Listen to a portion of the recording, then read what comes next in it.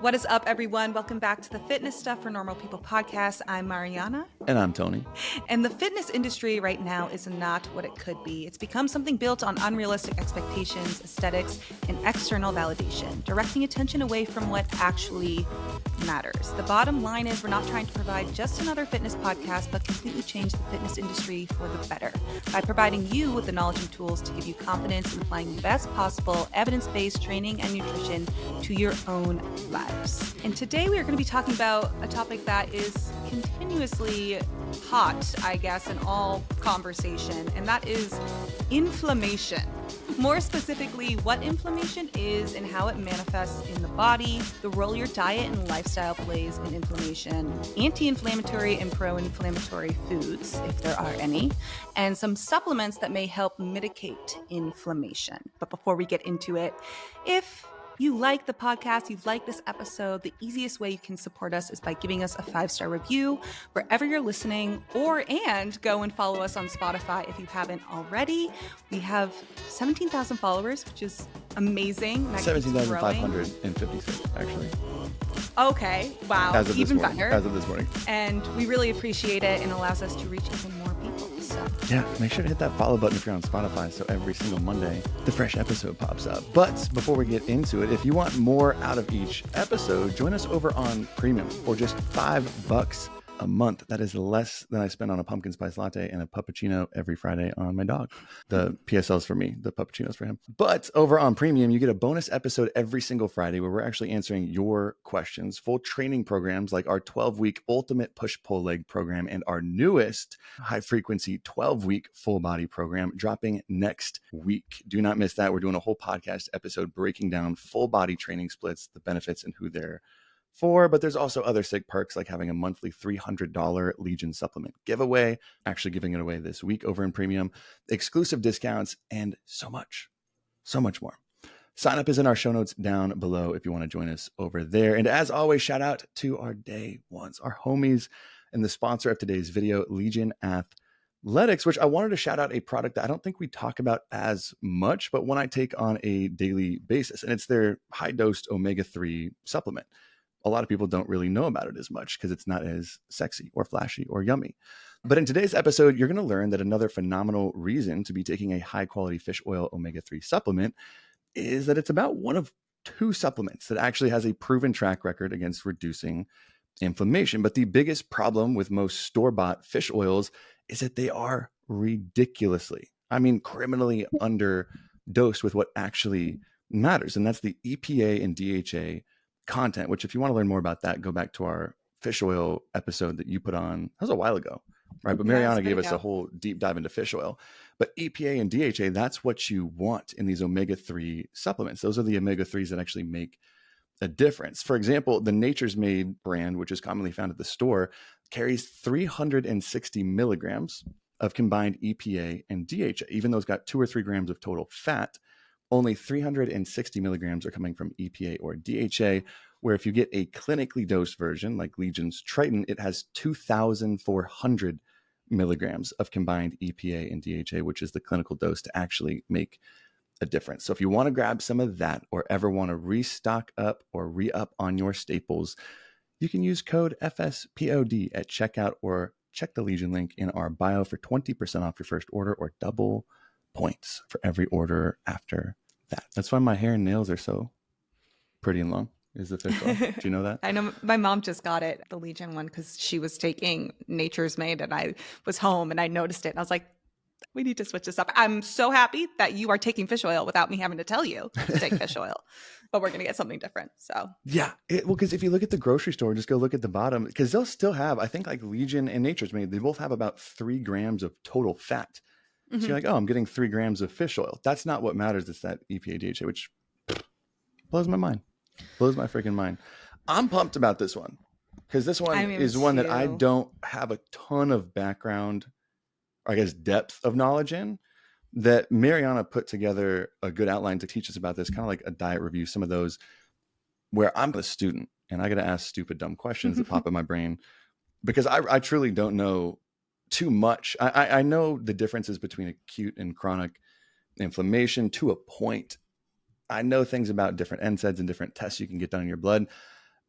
but it is all over the place. I was telling you before we started, I think I've seen the claim that inflammation is the root of every disease that we have today, probably a million Mm-hmm. times on social media.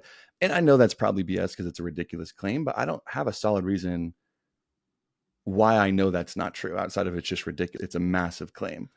So I'm Yeah. pumped about today's episode.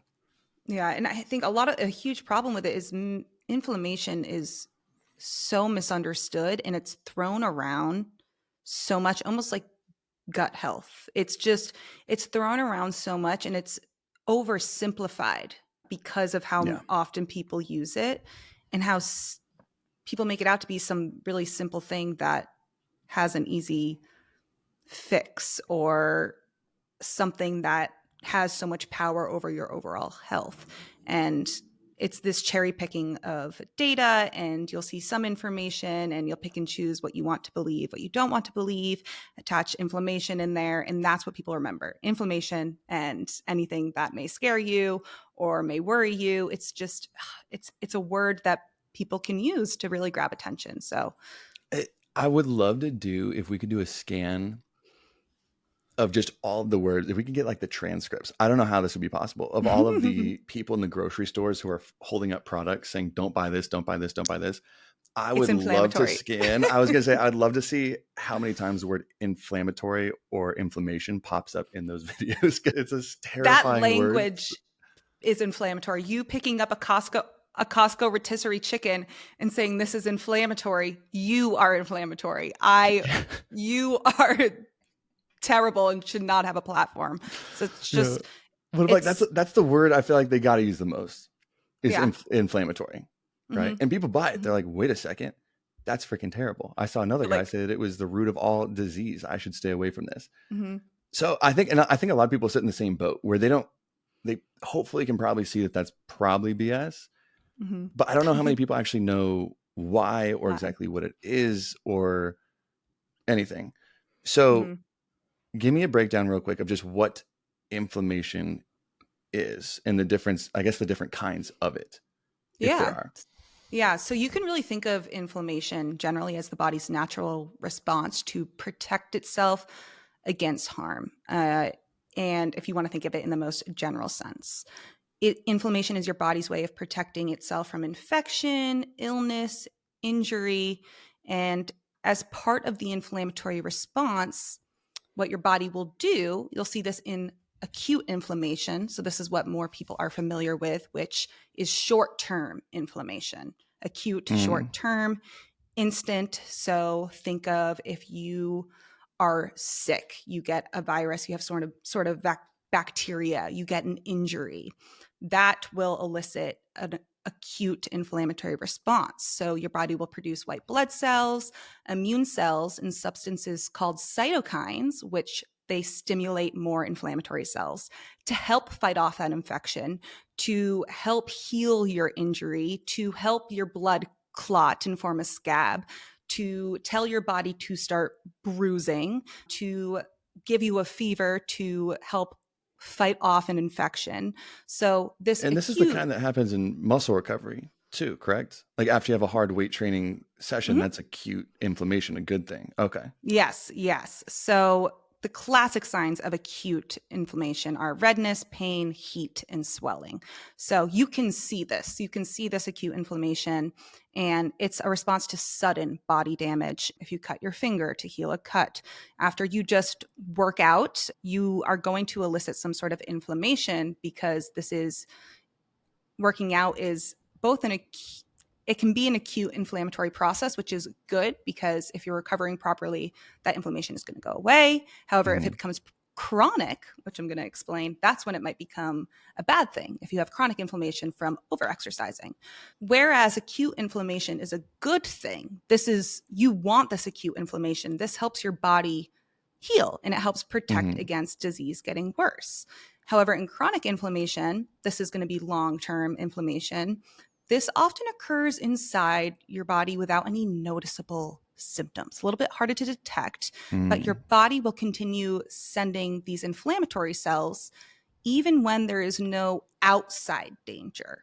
There is potential internal danger, and it will persist day in, day out, even when you're not threatened by some actual foreign invader like a virus or a bacteria or, breaking a bone, which is why it's a little bit harder to detect. So, for example, in rheumatoid arthritis, your inflammatory cells and other substances attack joint tissues, leading to inflammation that comes and goes and can cause severe damage to joints and pain and give you more pain and deformities in rheumatoid arthritis. In your arteries, inflammation helps to accelerate, kick off atherosclerosis.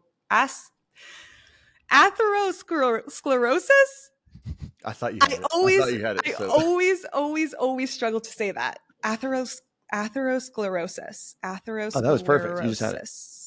Yes, I've always hated saying that word in school, what have you. It's a toughie. But that's the buildup of fatty cholesterol-rich plaque in your blood vessels. So your body perceives this plaque as abnormal and foreign. This is what would happen with high blood pressure, heart disease. So it will attempt to wall off that plaque. It wants to get rid of it from your bloodstream so you can allow your blood to flow. But if that wall breaks down, the plaque may rupture, and that the contents in your plaque can mingle with your blood. This can form blood clots, block blood flow, and that is the cause of a heart attack or stroke. And inflammation is what can help kick off that process if you have too much of it because you have heart disease. So I really like how you brought up that people may say, inflammation is the root cause of all disease. And there is some truth, lots of misunderstanding, and lots of unknown to that statement. So most chronic diseases, so think about type 2 diabetes, cardiovascular disease, fatty liver disease, autoimmune disorders, are thought to be rooted in this low-grade chronic inflammation that persists over time. So this inflammation may go unnoticed, and you wouldn't really know that you have it until you see these symptoms associated with the common diseases like diabetes, cardiovascular disease, etc. This is called the inflammatory theory of disease. This is actually a thing. It's a theory, right? So a theory is not always going to be proven to be fact, to be true. You hypothesize based off of a theory. You conduct experiments based off of a theory, and you have to prove or disprove these theories. And in some cases, this has been proven in certain populations, certain groups of people. Some situations it's been disproved, and in a lot of situations, we don't entirely know if inflammation is the root cause of all of this disease, because any chronic disease is going to show signs of inflammation in your body. The best way to determine if you have inflammation is by getting a blood test and looking for markers such as C-reactive protein, homocysteine, TNF alpha, and interleukin 6. So these are markers in your blood that, if elevated, can tell you that you have some degree of inflammation, because it's very hard to chronic inflammation is almost this an invisible disease, you can kind of call it. There's so many overlapping symptoms that you can't know if you have inflammation by just looking at yourself or saying, I'm fatigued, I'm sluggish, I am gaining weight. You can't know that that's because of inflammation, because sometimes these diseases, they're going to be causing inflammation. You're going to, no matter what, see more inflammation in the body if you have a chronic disease, because what is inflammation doing? It's trying to rid yourself of this disease, of this foreign body, it's telling you that something's wrong. And in these chronic situations, your body is constantly on alert that something is wrong. You have heart disease every single day, day in and day out. There are signs in your body telling you something is wrong. Something is foreign. Something's going wrong. I need to get rid of this. I need to cure this. What do we do when that happens? We increase our inflammatory markers in the blood. We activate enzymes on our inflammatory cells. That's good in an acute manner. If we're doing that day in, day out, that's when it can become a problem. It's kind of like what came first, the chicken or the egg. Like sometimes doing things in your lifestyle and how you're eating may promote some level of inflammation, may increase your risk for chronic diseases, but also you can develop a chronic disease and without a doubt, you're going to that disease is going to promote more inflammation. What came first? It's kind of a mixed batch, I would say. Like, Yeah. So it's a lot more it's hard. confusing. It's complex. It almost, because, okay, it seems like in situations, but not all. And I want to ask you this, because one analogy that I used when I was explaining how, and this is a stupid one, but how taking creatine or supplementing with creatine raises creatinine levels in the blood, which typically, if you're not supplementing, is a big sign for kidney problems, is high creatinine levels, right? But more explaining it how creatinine in this sense is more like a smoke detector, not the actual fire, where creatinine's not really a problem on its own. It's the smoke detector or the alarm going off saying, hey, there's a fire down here, there's something else, when you're not supplementing with creatine. So it seems like in some of these scenarios, inflammation isn't necessarily the problem. It's like a smoke detector saying, hey, something is happening somewhere It's a that is signal. the problem. Yeah. Inflammation is a signal that something else is going on.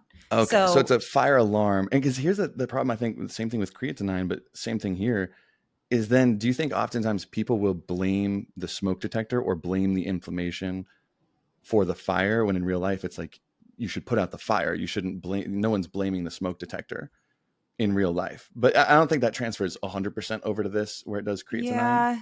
But in certain scenarios, it seems like that's kind of what it is, where people are always blaming inflammation no matter what, when in some scenarios, the inflammation is more of the smoke detector or the alarm signaling something else is going on. Yeah, I don't think you can really look at inflammation as something to blame. It's really just a sign that something is abnormal. Our body is alerting us that something else is going on, and doing things to help reduce inflammation in your lifestyle, that is going to help. You know, you could still target inflammation to a degree with lifestyle factors. However, you can't solely target the inflammation and think that these diseases are going to just magically go away. It's a symptom, it's a sign that you can manage, and it's going to make managing whatever disease you're experiencing easier, better, but you can't ignore. It's almost like there's this big elephant in the room. Like, if you're only targeting the inflammation and you're not working on improving the heart disease, and that's not, you're not going to be effective.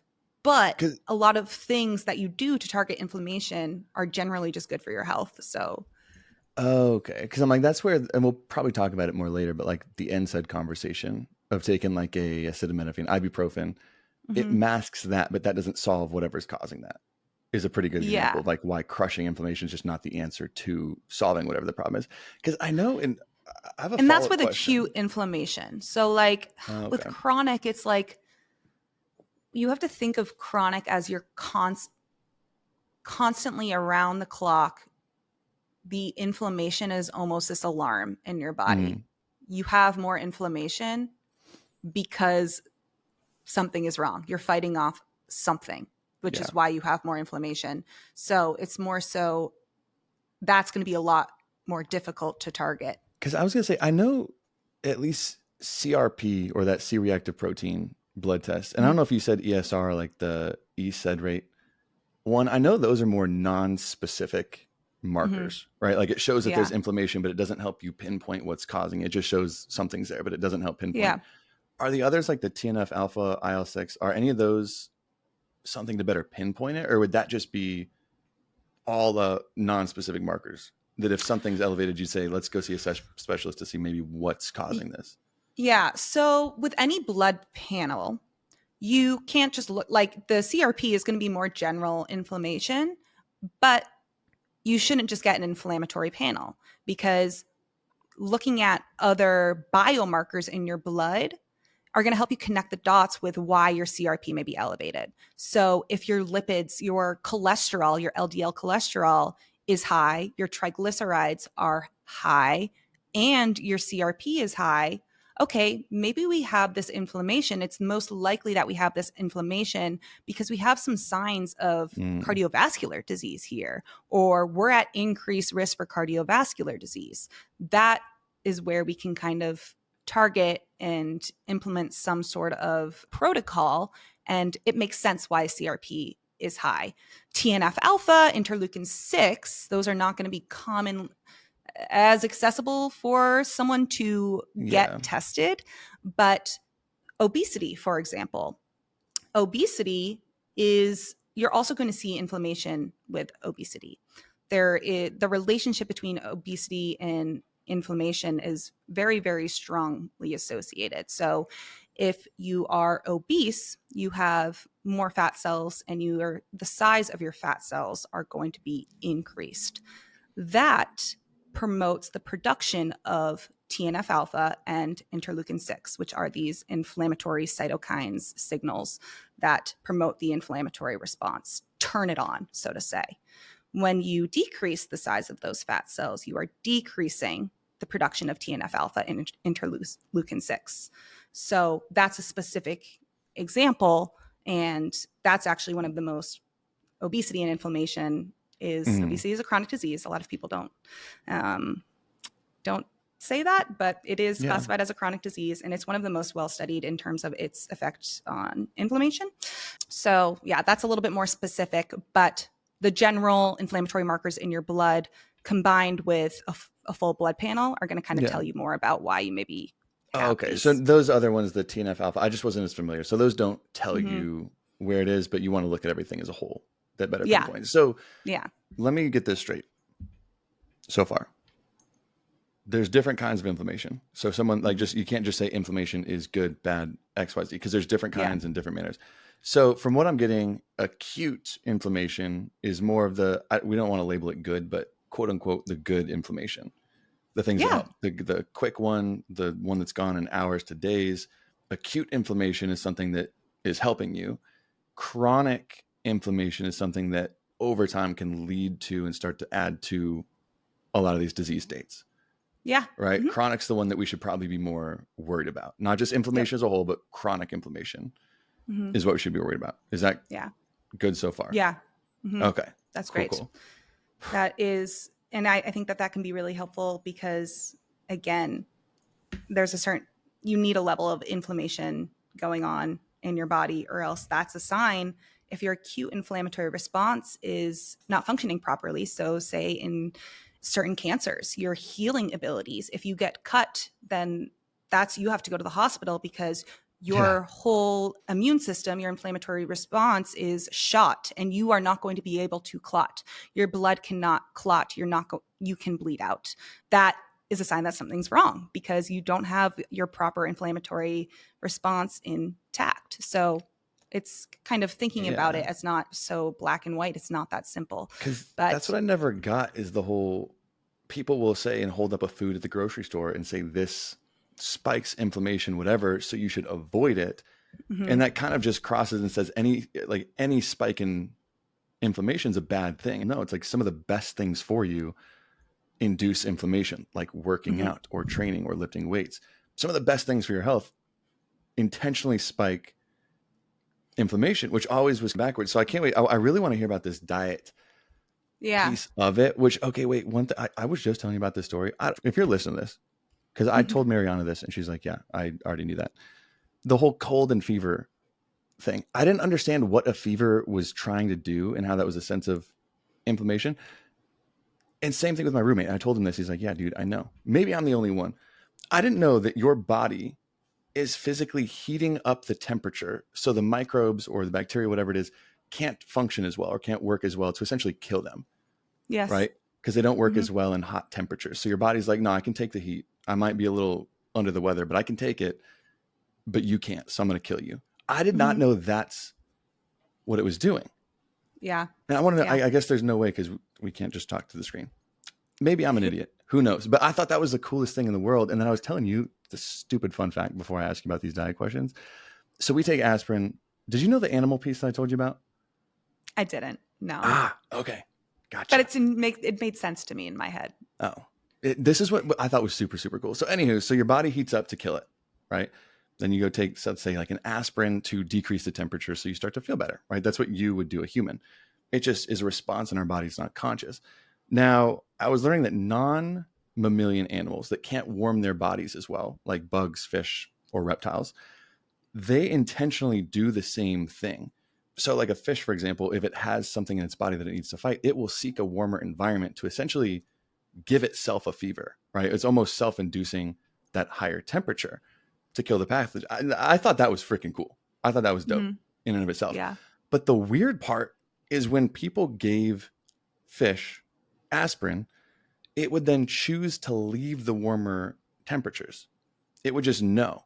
So it chose to go there, and then all you have to do is give it aspirin. So it doesn't solve the pathogen, whatever's in there, but you give it aspirin and it just goes back to its colder temperatures. I thought that was the weirdest thing in the world. Yeah, because I think it's like probably just because its internal body temperature is regulated, so it wants to go back to the climate that it thrives in. But its internal body temperature never rose per se on its own. It only rose because it went there. I thought that was weird. Who knows? People are probably listening like, skip this freaking part. Okay. So talk to me about this diet piece, because here's where now I can understand the difference. Is there what are people doing when they're holding up a food of like chips and they're saying this is massively like inflammatory, causes a ton of inflammation, this one food does, get it out, it leads to disease, XYZ. Is there like any truth to that, or what's going on there? I'd say this is probably a bold statement, but I still feel confident in saying that there is no truth to saying that a food causes inflammation. There's really no truth to saying any food causes some sort of disease state in your body, because we don't eat single foods in isolation. So you can get a cause and effect with a certain food and its effect on disease if you are studying lab rats, if you are looking in a petri dish, because you can control their environment completely. You could feed them the same exact diet. You could change one piece of their diet. You could mega dose rats with potato chips and nothing else. And so you can have that control. Human beings, we don't have that control. We can't control for every single other piece of their environment and control what they put into their mouths for in the long term. And also there's so many differences in terms of how genetically we are made up and how we process food, our disease states. You can't say cause and effect. So that's where I can say confidently that there is no truth to a food causing inflammation. There is a lot of cherry picking that goes on with that statement, because a lot of these foods that people will hold up that are quote unquote inflammatory all have one thing in common, and that's that they are typically processed or ultra processed. It's no one's going to really, unless if you're a carnivore MD, hold up a piece of broccoli and say that this is inflammatory. Their research in terms of how our diet influences inflammation, it's not conclusive, and it's so ongoing.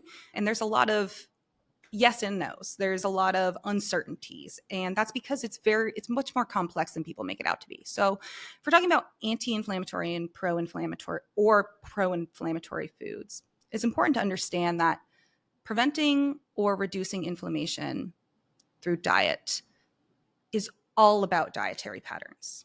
You need to focus on your pattern of eating as opposed to eating a few particular foods or avoiding a few particular foods to reduce inflammation. There's no miracle food out there that's going to cure people with chronic inflammation.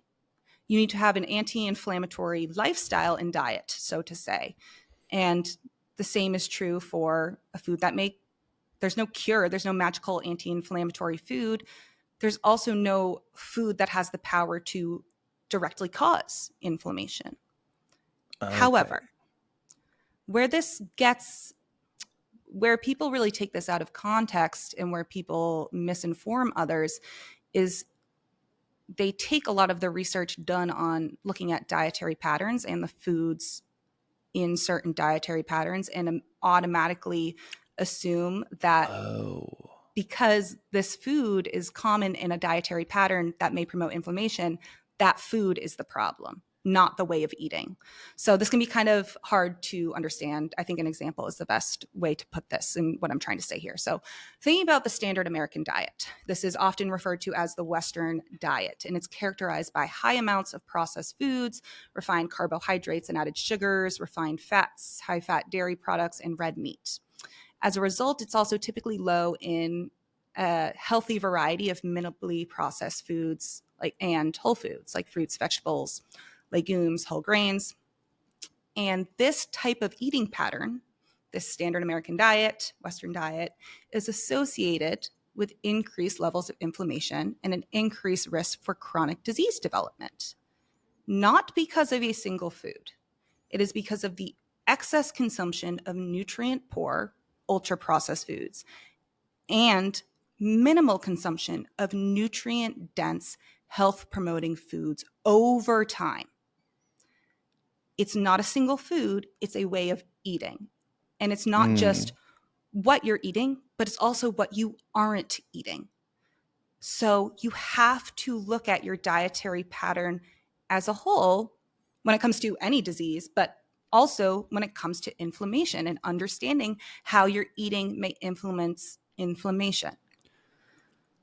So it's a lazy way of thinking. People say, oh, the American diet, which is high in processed foods, is associated, I think that's also an important word, not causes, is associated with inflammation. So I can go grab any processed food off the shelf and then say, this is inflammatory. That's what they're doing essentially. Yeah. They're saying, oh, this diet that's pretty much exclusively made up of this kind of stuff, let me just go take it and say this isn't like inflammatory. That's what they're doing. It's just a lazy way of looking at it. Exactly. And people will pull foods. There are certain nutrients like omega-6 fatty acids that may play a larger role in the inflammatory response in the body that are found in foods like seed oils, which are commonly known as being quote unquote inflammatory. And because of their actual function, their function in the body, what they do play a large role in the inflammatory response, because of that, automatically they are inflammatory. Because of that, they cause inflammation. And that's an example of really a lack of understanding of how foods impact our overall health and differentiating between the role a nutrient may play in the body versus consuming that nutrient. There's a difference there. Okay. Wait, that's starting to make more sense on the whole seed oil conversation, because I haven't touched on that since we talked about it a while back. That's the main argument against seed oils, correct? Is that they are inflammatory. That's the number one, the poster of the campaign against seed oils, right? Yes, is it's inflammatory. Yes. Yeah. Oh, okay. So certain omega-6s play a role in that process in the body. Therefore, they just skip like 8 jumps and say, this is what's causing everything bad in the world, which we now know with like, okay, so all the different ways of how complex inflammation is, we know that can't be the case. That one thing can't be the case. We're not just eating seed oils solely in isolation. We're not consuming enough of them. I'd say the main argument against omega-6 fats, which are found in seed oils, comes from this. I'm just going to give a brief little review of how it could get misinterpreted as being very inflammatory. So bear with me here. A few big words, but I'm just going to keep this shorter. So the body can convert the most common omega-6 fat, which is called linoleic acid, into other fatty acids called arachidonic acid, which is a building block for molecules that can promote inflammation, promote blood clotting, and the constriction of blood vessels. So our body also converts that arachidonic acid into molecules that can calm inflammation and fight blood clots. But because omega-6 at a cellular level, okay, so we're talking about its function at a cellular level, omega-6 also just exists in the body on its own. What it does is, yes, it can be a building block for an inflammatory molecule. Does that mean eating it causes more inflammation? No, not at all. That is what people confuse, and that's where people get really clever, because they will pull up a study that's done in a petri dish looking at, this omega-6 is really heightens the amount of inflammatory molecules that are produced. If we're adding more omega-6, we're going to see more inflammatory molecules at a cellular level. Yes, but that doesn't transfer into humans consuming omega-6 in their diet. So these sound like they're necessary to an extent. Yes. Like Yeah. your body need like it sounds good because we just talked about if your body didn't have inflammatory responses, especially acute, that would be a big problem. Yes. So having And something like this in your diet, it seems like a Laffer curve, right? Like the upside down U, where it's like you need a certain amount, like a certain amount of these is very good, health promoting, yeah. and then you overdo it just like anything, and it starts to actually be a detriment to health. It seems like Yes. that Laffer curve, but people are like, nope, it's a straight line up. The more you have, the worse it is. That's what people are confusing it for. Yes. And where, because omega 6s are predominantly found in seed oils, where are seed oils most found in? Ultra processed foods, foods in a package, right? So let's take it back to this dietary patterns piece. It's not the omega 6s. It is the overconsumption of ultra processed foods that, again, have no health promoting properties, are nutrient poor, combined with the lack of consumption of health promoting nutrients like, say, your omega 3s, which are very anti inflammatory. It's that combination that fuels this fire that is inflammation in the diet. It's not one component. So I feel like that example can kind of help show you how complex this is, but also show you how it's simply you cannot narrow it down to just one singular food. I was gonna say that just showed me how really stupid the seed oil conversation is. It Like that's drives so me ridiculous. insane. It's very lazy. It just seems so freaking lazy to have that argument. And not Mm-hmm. even that, because I know I was more familiar with the side of the argument with like when we had Alan on a little bit ago too, talking about how same thing, like seed oils, just like inflammation, doesn't mean one thing. Like seed oils can come from and canola, nuts, right? Like simple like nuts. You're saying that any adverse health effect is going to be tied to increased nut intake. No, that's not how it works, but that's the lazy Yeah. argument that people are having. That's what I'm like. People are they afraid of freaking sunflowers? That's the Yeah. argument. This is like, who are you if you're just afraid of a flower? Okay, sorry. Now, so kind of this gets to the, just summarizing this, no, there are no single foods that I would recommend to you to exactly avoid because they Mm-hmm. cause inflammation. But before we get into some components of your diet that may help reduce inflammation, it's still important to understand that there are certain foods to limit in your diet, to not eat in excess. I'm not saying not avoid altogether, but they shouldn't be the focus of your diet. And people will take this and be like, well, how do I know how much to eat? It's almost like the 80-20 rule, which honestly, I think it could be 70-30, but really trying 70% more whole foods, cooking at home, using actual ingredients, and like whether it's 20 to 30% being more of like the fun foods, the processed foods. They just shouldn't be the main focus. And so if you're looking to maybe reduce inflammation, maybe pay a bit more attention to how your diet may be playing a role in your inflammation, okay, let's limit the ultra processed foods in our diet, the sugar sweetened beverages in our diet, alcohol, ultra processed meats, and foods higher in saturated fats, right? That doesn't mean avoid. It means that these are not going to be the crux of our diet, because when eaten in excess, that can promote inflammation. Not going to point out a single one food, not going to say avoid any food altogether, because you don't need to do that. But nobody has a balance. People don't understand this concept of I can have a food that isn't good for me and still be healthy. I can eat a food. I can eat the Little Debbie's yodels. Are Little A Debbie's, yodel? what are they? What is a yodel? I've n- What is Little Debbie's? I can eat the cosmic brownie I here like and that. there. That's I okay. can eat a food that quite literally has no benefit to my health, but I can still be healthy because I'm not eating 3 cosmic brownies every single day, right? It's this balance that people, and especially Americans, do not have. But it can be done. I mean, alcohol is never good for you. The best thing you could do is to drink no alcohol. That's not realistic for a lot of people, but alcohol directly increases inflammation, and over time, chronic alcohol consumption is going to lead to potential inflammatory diseases as well. So it's this balancing act, but it's not a single food causes inflammation. It is how your diet is set up, what it's mainly revolving around, which people don't like. That's not sexy. That doesn't sell. But there is another side of the coin here, which there are ways to eat that can reduce inflammation. And also, maybe if you are suffering with an inflammatory disease, you have it in your family, maybe we can mitigate some inflammation. We can kind of reduce the severity of our symptoms of a certain disease we know we are experiencing.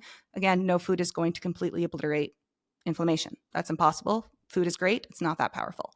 But looking at what certain diets have in common that reduce inflammation and help lower inflammation in the body, a lot of research will look at a Mediterranean dietary pattern. They'll look at the DASH diet, which is often prescribed to diabetics, type 2 and type 2 diabetes management. The DASH diet is popular, but there's this really good review that looked at 29 studies, and there were 16 observational and then 13 intervention studies. And they're looking at dietary patterns and biomarkers of oxidative stress and inflammation. So the most recent evidence from human studies on the association between dietary patterns and biomarkers of oxidative stress and inflammation found that the Mediterranean diet, the DASH diet, and plant-based diets as well are associated with decreased oxidative stress and pro-inflammatory markers in the blood. So again, we're talking about dietary patterns, ways of eating. You can't say that, the Mediterranean diet causes less inflammation, but you see way less inflammatory markers in the blood in people who are eating this type of diet. Whereas Western diets and fast food diets were positively associated with oxidative stress and inflammation biomarkers. Again, it's not this cause and effect. However, there's a very strong relationship between these eating patterns and inflammation. And this has been shown time and time again in many, many, many studies looking at dietary patterns. I feel like I keep saying that word, but I want it to ingrain it in people's heads because people are so fucking obsessed with nitpicking little foods, little components of a diet, what to avoid. And you got to look at the bigger picture. But what do all these diets have in common? A more plant-based diet, Mediterranean diet, DASH diet. They're all high in fruits, vegetables, whole grains, and legumes, and minimal consumption of processed foods. Is that sexy? Does that sell? No. But you don't have to follow one of these diets strictly, but you can take components of these diets, and that is going to help, to a degree, reduce some inflammation in your body, especially if you're going from a Western diet or eating lots of fast food every day, and then you start cooking a few meals a day. That's going to have a huge effect on the inflammation status of your body. It's not going to cure a disease, but these nutritional components are very, very impactful, and it's food nutrients that are very, very impactful. It's not these specific foods, but in combination, certain features of a diet, that's when they have a huge impact on your health over time. So although no single food can directly reduce inflammation, there are nutrients that target inflammation and can reduce it in the body when eaten regularly. So what are some more of those nutrients? So food nutrients you can add to your diet to reduce inflammation would be fiber, which is found in fruits, vegetables, especially legumes and whole grains, such as barley, oats, bran. Antioxidants, which is found in brightly colored fruits and vegetables. Omega-3 fatty acids found in fish, such as salmon, mackerel, sardines. Vegetable oils, flaxseed oil, and canola oil, yes, in small amounts, can be helpful there. Walnuts, flax seeds, leafy green vegetables. Omega-3s are so powerful because they reduce the production of molecules and substances linked to inflammation, such as these inflammatory cytokines, which can increase the production of inflammatory cells in your body. Polyphenols, which are plant chemicals found in berries, dark chocolate, tea, apples, citrus, and onions, and coffee. And then also unsaturated fats. Again, those are your omega-3s, as I just gave some examples of, but they also can be your omega-6s as well. So all of your nuts and seeds are going to be a great option there. So are you saying, let me pause you there, are you saying to maybe add seed and seed oils into your diet to reduce inflammation? Yes, but add them to meals, right? So like if we're looking at adding 2 teaspoons of canola oil to your cooking or flaxseed oil to your cooking, that's what I'm talking about. If you're eating food products with canola oil, it's going to have a lot more canola oil. And also you're going to get the added sugars. You are going to get more of the saturated fats. Maybe it's easier to overconsume these foods. Again, it's not just the canola oil that you might be eating in excess, but there are other components of these ultra processed foods that maybe aren't going to be the best for your health. So adding these foods into your cooking methods, adding them in moderation, especially oil. All you need really is like a teaspoon or two, but people will use like so much oil. Yeah. And that's where the line can get a little bit blurred there. But I like it because, like you said, like the two most common diets that show lower levels of inflammation, like the plant-based diet and the Mediterranean, which I know you're big on, which we've been talking about doing an episode, but we haven't pulled the trigger on Mediterranean. But it's interesting. So I like it because you can take these things away from it. Because we've talked about, I mean, in our vegan plant-based episode too, like that's a big pro of a plant-based diet. But that's also like we're only measuring your health based on your inflammation levels. And we know there's so much more to it. Yeah. But that's the piece that I love so much is a lot of those foods that you listed contain seed oils. Some of them. They contain things that people have told you are off limits or cause inflammation, all these things. It's like, it shows, I guess it speaks to more how of just lazy thinking that really is. Yeah. I mean, people even say carbs are inflammatory, and it's like, what? Yeah, or any form of sugar can lazy. be inflammatory. Yeah. And it's a lot more complex than that. And just to briefly touch on, because you brought up what the Mediterranean diet is, because I feel like I didn't explain it. And it's really just, it's an eating pattern.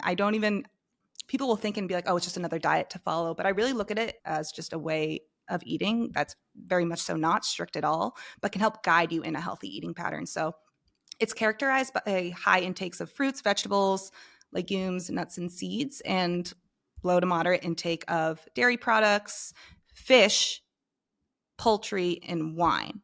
So that is, and then also low intakes of red meat and eggs, with olive oil used as the main source of fat. And I say low to moderate intake of dairy products and fish is probably not the best. It's low in comparison to fruits and vegetables, but the main protein sources are fish and poultry.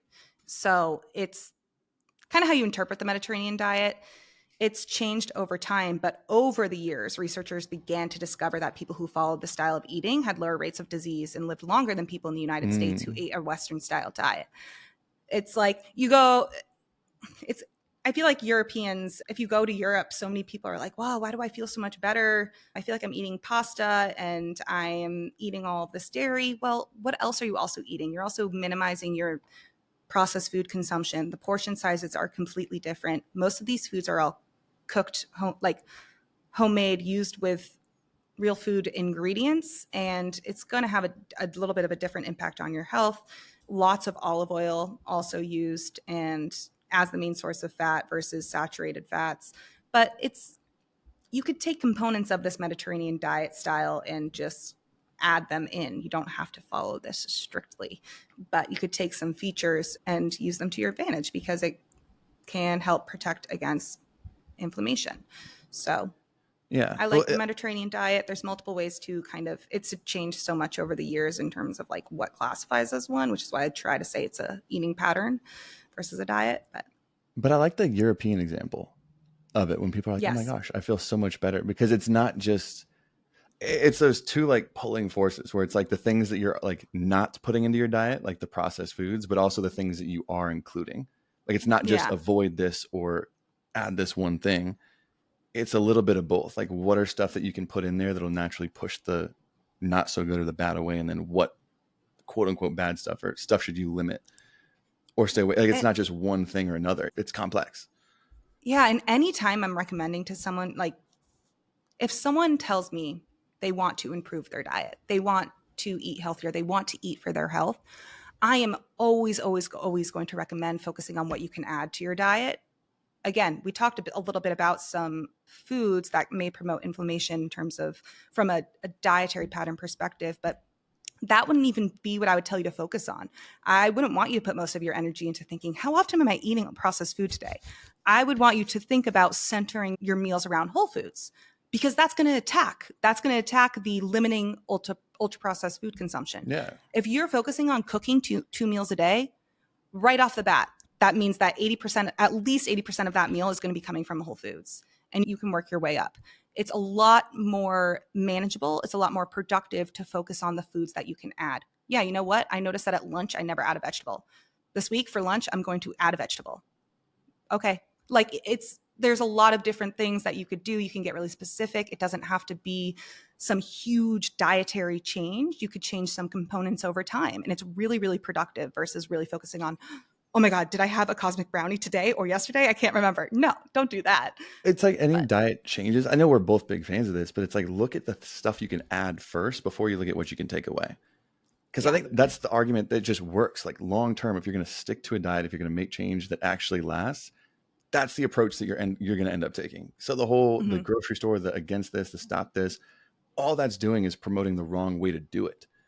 Like we're not yeah, saying just eat all potato chips and everything, but if you focus on adding the good pieces in, naturally those things that are going to be adding to inflammation or adding to whatever is getting in the way will slowly just start to work their way out. Not because you're avoiding them, just because you don't want them, have room for, they just don't fit anymore. And you just naturally don't yeah, want them. That approach just works so much more. And I was curious too, because I know we were talking about this beforehand. It's not just diet. Like inflammation has a lot to do with a lot of other factors in your yeah, lifestyle, not yeah. just foods that you eat. What are some of the lifestyle factors that I guess could help promote this lower inflammation lifestyle or to help Yeah. naturally take care of this kind of stuff? So the first one, which we've been talking about a lot recently, would be sleep. So both poor sleep quality and duration can promote inflammation in your body. That is the time when every single system in your body is recovering. You need that recovery in order to function optimally. If you are not optimizing your sleep, you're not optimizing any aspect of your health. Let's be honest here. We have a whole episode on sleep. You can go listen to it. But that's going to really keep your inflammation at bay. Prolonged lack of sleep and also really poor sleep quality, that promotes inflammatory marker production in our blood. And people people ignore it so much. And it's just another reason, I could talk about it forever. I know Tony could, but prioritize sleep. If you could do everything you want with your diet, if your sleep is absolute shit, you're not going to get where you need to be. No. Um, It's also but harder to focus on too. So that's probably, I think that's why people avoid it, is it's like, it's hard to fix. oh, it's hard. It's not easy. It That's is why we made not a whole easy. freaking episode about it. How to fix your sleep. Go check it out. But okay. So sleep, Yeah. which unshockingly, when I hear that, Yeah. that's so not shocking to me. Like, of course that's going to have a massive effect on helping that. Yeah. So, okay. So sleep's a big one. Yeah. So we then know that. next Okay. would be physical activity, which that sometimes is confusing to people because when you think about physical activity acutely, directly after physical activity, you are going to have that increase in inflammation. But that is normal. That's a normal response to exercise. Regular, sustained physical activity, including endurance and resistance type exercise, may also provide a protective impact on chronic low-grade inflammatory conditions. And it does so by decreasing pro-inflammatory molecules. This can get a little bit confusing because the direct mechanism of physical activity on inflammation is not completely understood. Researchers are starting to hypothesize now that it might be more so an indirect effect of how over time, whether it's strength training or endurance training, but mostly it's seen with strength training, the higher amount of lean muscle tissue and lower amount of body fat is really what is targeting that inflammation. Oh, that's interesting. So that it's that mechanism there. It's kind of like, is it direct, the physical activity? Is it indirect? Still not completely certain, but Either way, absolutely does physical have an activity is going to effect. be Yeah. okay. Yeah, I'm looking but either way, working out. That is interesting though, because I would think that your body would just get better since it is a more acute inflammation that comes with it. It would almost just get better at regulating that process. But I never even thought about the benefits of just holding less body fat and an increase in lean body mass having a massive effect down the road too. It probably could be both, like a little bit of both yeah, that I goes think on. so. Okay, so sleep, physical activity is And huge. that's So get an active regular lifestyle. physical activity with proper recovery. So if you are overtraining, that can promote an increase in chronic inflammation. So Valid again, point. you Yeah, need true less recovery. overtraining is actually leads to chronic inflammation more than I think people realize. True overtraining is very hard to reach. Like, I don't think I've ever met a Yeah. human who's truly gotten to the point of overtraining, but it speaks to that 7 days, no days off approach of it's like Yeah. you might be just going all gas, no breaks. Okay, so Hmm. physical activity, sleep, Yeah. the staples. What Sleep else? and also stress. So this is when you think of like chronically elevated cortisol. You'll hear people all the time throw around like, oh, my cortisol was elevated. I was so inflamed. It's chronically elevated cortisol levels do increase the production of pro-inflammatory molecules and can activate some pro-inflammatory pathways. So I just find it hard. You can't completely blame it on chronically elevated cortisol because that's really hard to measure. So yes, you should worry about your stress, but you can't always. Most people are not measuring their cortisol accurately, which is why I try to be careful of how I really try to generalize it and just make sure you have some stress management practices, because any form of stress, psychological, physiological, that can promote inflammation. So focus on, stress reduction. Directly targeting cortisol, most people are not measuring. So I try to be careful about how I throw that word around. But Go meditate. Take care of your stress. Okay. and then lastly, which we already talked about, but body weight. So a risk factor for inflammation is obesity. Obesity predisposes us to a pro-inflammatory state. And this is via increased inflammatory mediators, which I talked about, the interleukin 6 and TNF alpha, and reduced levels of adiponectin. So adiponectin has anti-inflammatory functions in the body. So not only is this increase in fat cells to a level that it would be classified as obesity going to promote inflammatory marker production, but it's also going to decrease anti-inflammatory functioning in the body. That is something that I find very fascinating, that I feel like most people will say, I'm inflamed, so I gained weight, or Yeah. I can't lose weight because of my inflammation. And it's a weird thing because I don't really understand where that comes. I don't really understand where people get that idea from, but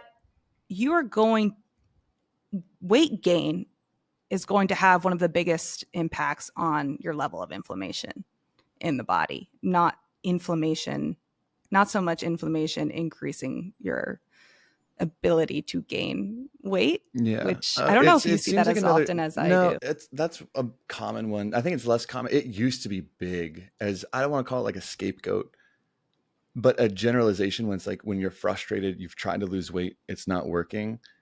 I feel like that's a common scapegoat with insulin, with whatever blanket thing that people are really just too lazy to really dig deep and understand. Inflammation's a Yeah. big one. Where it's like I can't lose weight because I'm chronically inflamed. It's like is that really where it comes from? Where I know if you are chronically inflamed, it can probably impact areas of your life to make it more difficult.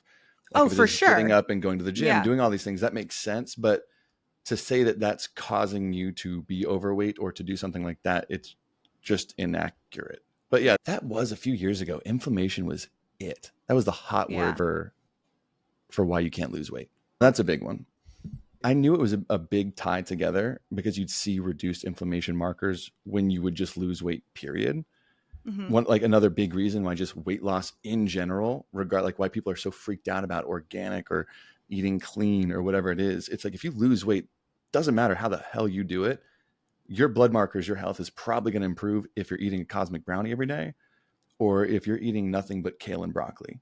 It's like if you Yeah. lose that weight, and which one are you going to be more likely to stick to? The one where you probably enjoy some of your favorite foods. But Yeah. I didn't And realize how it was really working, like you just kind of covered.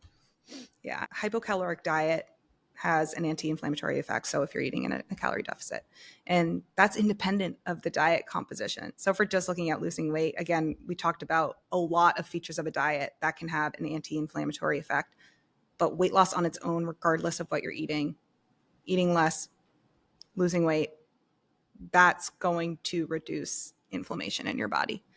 And that's very, like, regardless of what you're eating, regardless of the food content. So it can just, that's how big of a role your body fat, the amount of body fat that you have, plays in inflammation. And I don't think that people, and I know people are, it's like, I try to be sensitive. I try to be like there are definitely overweight and obese people who have completely great, healthy blood panels. That exists. It's not to be inconsiderate of that, but I feel like people ignore this conversation because they're worried about. Oh, absolutely. Coming across as just. No, they absolutely. 100%. I think that's accurate. They'll avoid that piece of the conversation, ignore that just because it's easier not to look at or not accept. Because again, it's not saying that one thing's good or bad. It's just saying, hey, this has a direct effect on this. Not a good or bad thing. But you're going to notice if you lose weight, if you lose fat, guess what's going to happen? Those are usually also going to, I don't think it's a good or a bad thing, but I think it's something that should be probably talked about more, because I have not heard anyone be talking about it. I haven't heard anyone talking about that side of the conversation until today, until you brought it up. I really haven't. Yeah. So that's some other factors. And then if you were thinking about, diet first to change, look at diet and lifestyle. Supplements are always going to be like very bottom focus, end of the food chain. Like, this is not, if you can't include supplements, that's okay. Like, they're not going to have a huge impact, not going to have as much of an impact as your diet and lifestyle changes ever. Supplemental to all of that, but they can have a little extra push, especially these two. I would say fish oil more so than the other one, but supplements that can target inflammation to a degree. First one would be curcumin, which is found in turmeric. And make sure if you're taking a curcumin supplement that you take it with black pepper. If you're eating it with food, you're adding black pepper to your foods. Or the supplement contains, I think it's piperine is the... Oh, I know what you're talking about. I think it is piperine. It's in a lot of supplements to help with absorption. Piperine. Yeah. So typically the supplement will have piperine, and it should. It definitely should. If it doesn't, don't buy it. But that is required in order to absorb curcumin. You need that. And it's found in black pepper. So if you're adding turmeric to your foods, also make sure you are adding black pepper to actually absorb that curcumin. But where supplements for curcumin are going to be better is you have to eat a lot of turmeric in order to get any potential anti-inflammatory benefits there. And turmeric is very, very potent. I don't typically, like it. A recipe is typically going to call for no more than, it depends it kind of depends on what you're making, but it's very, very overpowering. So that's where a supplement is going to be. I would typically recommend it if you want to try it. It may reduce inflammatory markers, C-reactive protein, and malonaldehyde.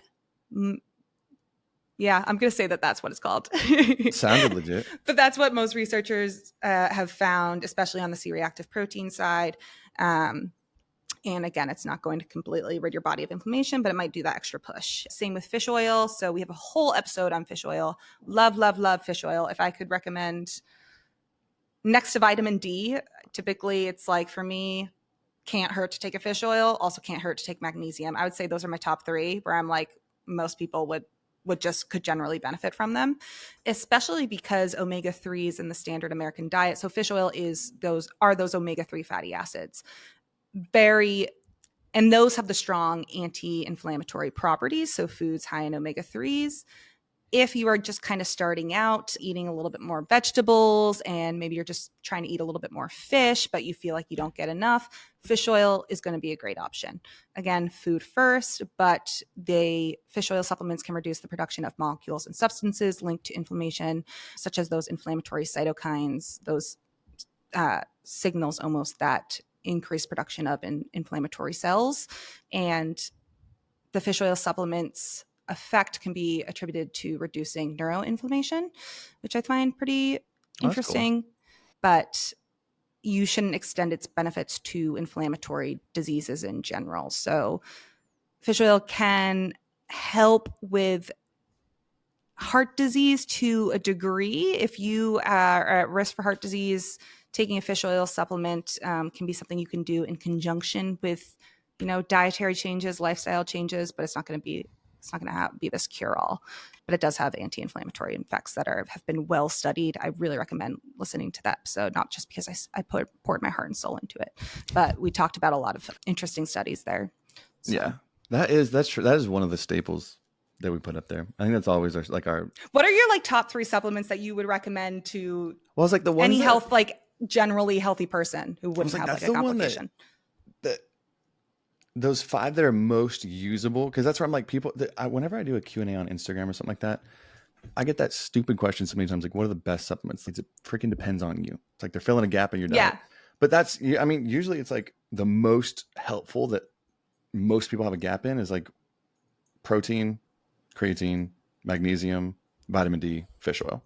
Like those 5, you're going to see a gap in the diet more than most others. Not saying you need all 5 of those or any of those, but no. I know I'm not going to eat fish multiple times per week. That's why I take fish oil every day. Because I just know I'm not going to. I've tried before, but it just doesn't fit as much. The prep time takes too much. But I take fish oil every day because of that. It's just because I know I'm not going to get omega-3s through too many other sources. I know I take like chia seeds and some other stuff, but that's one that I think those are my top 5. That was a quick rattle. I didn't even think about it too much. Yeah. But I'd say those are probably my top 5 where I see the most use for most people. Did I miss one? I don't really think I even have vitamin D, fish oil, magnesium are like my top 3. And then I would say a probiotic. For whatever reason, protein powder, I just feel like I never, everyone could benefit from it. But for whatever reason, I don't classify it under, it is a supplement. I know what you mean. I'm like, when I said protein and creatine, it seems different than like a fish oil, vitamin D, and magnesium. Yeah. Because I guess, because protein is more filling in like a dietary hole, like a macro hole, not a micro hole in the diet. Yeah. But okay. So it makes sense. All solid. Little tangent. But I think that for me is enough for inflammation for people to at least hopefully think about, okay, what are some aspects of my diet or dietary patterns as a whole that maybe I could improve? Like, how often am I eating fruits and vegetables? How often am I cooking my meals at home? How often am I eating out? How often am I reaching for a processed food versus something that I cooked or prepped? It should get the wheels turning, because you can make one simple change, such as adding a vegetable to your lunch and dinner 5 out of the 7 days a week. And that's going to have a significant impact on not only like inflammation, but your overall health. And it's one step, it's one tiny piece that you want to master. Again, it's habitual. Over time, these dietary patterns are going to have an impact on your health. It's not something quick that you're going to really notice. You're not going to notice this huge change, but that you should make the steps where you could think, I could do this for the rest of my life. Yeah, I could at lunch, I could have a vegetable every day during the weekdays. I feel like I could definitely do that. Make it habitual and don't get too caught up in what foods that you should avoid, eliminate, and understand that inflammation, it's a complex process. And it's also, hopefully that alleviates some fear, which a lot of people, telling you that a food is inflammatory, avoid it, only instills fear and promotes fear of food. So hopefully that alleviates some of those food fears, because yes, diet and how you eat over time is very impactful, has a huge effect on your health. But individual foods, eating them here and there, that's not very impactful. That's not going to make much of a difference. Having a little bit of canola oil, it's not going to really do much. It's not going to have that much of a change on anything. So yeah, just kind of reinforces the whole, there's no such thing as a bad food, just a bad diet, or a healthy food, healthy diet. Same thing. Yeah. Just reinforces that. I hope that does give people some comfort, because I know some people get so scared of it. But if you have a cosmic brownie, whatever, quote unquote, I don't know why. You know what it is? I've been trying to make protein cosmic brownies. I've tried 2 recipes already and I've failed. And I think they're in the back of my head just nagging me of like, hey, you can't do this. You can't. I've never met a recipe that Marianna couldn't tackle. 3rd time's the charm. Okay. But yeah, but it's just like you could, and just for anyone argumentative sake, you could have any food that's on the list of people on social media's grocery store avoidance lists. And I promise you could have someone include that food in their life every single day. But if it's someone who sleeps well, who's active, who eats a lot of whole foods, it's like, I promise you cannot find any measurable negative health outcome based on adding 1 or 2 or 3 foods, when the entire picture is overall pretty good. That's what people always forget. And it's like, it's just, yeah, you're missing the forest for the trees if you're worried about it. But it's interesting because I didn't even know a lot about this, about inflammation. So hopefully people did. Hopefully that helped. Yeah. And send this to your friends, save it, share it, post it on your stories. And make sure you're here again next week. We don't have the big drop. I love our training program drops. Oh, yeah. Well, yeah. Next week, high frequency, full body training program drop. If you're in premium, you get it this Friday. Everybody else, we're going to break it down on Monday. So premium, we'll see y'all this Friday. Everybody else, see y'all on Monday. Hopefully have a good week. What's this week? Oktoberfest was last weekend. Nothing else coming out this October 3rd. Today's October 3rd. Not the day of this recording. What day is October 3rd. I went to Oktoberfest this past weekend. I got a Stein, one of those big cups of beer. I haven't had beer in a while. And I was like halfway through, I'm like, oh my God, I'm kind of feeling this. This is feeling pretty good. I forgot beer does this to me. I get I'm a lightweight. But by the end of it, dude, my tummy aches were your stomach ungodly. Yeah. It ruined the rest of my night. I had it like 2 p.m. I was like, babe, can we just chill and watch a movie? I'm about to throw up. I'm such a baby with that. My guts not happy. But it's October. We're in a fall spirit. We're good. We'll see y'all next time. Yeah.